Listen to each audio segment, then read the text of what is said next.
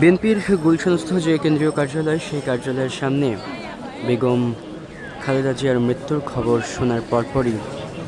এ সকল নারী নেত্রীরা তারা এসে উপস্থিত হয়েছেন, যে যার মতো মাঝে মাঝেই দোয়া মোনাজাত করছেন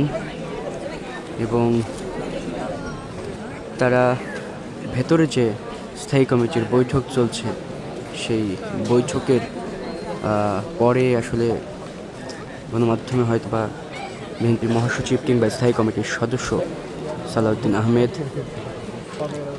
অথবা ফখরুল ইসলাম আলমগীর তারা কথা বলবেন, সেই অপেক্ষায়ও কিন্তু তারা রয়েছেন। এবং আগামীকাল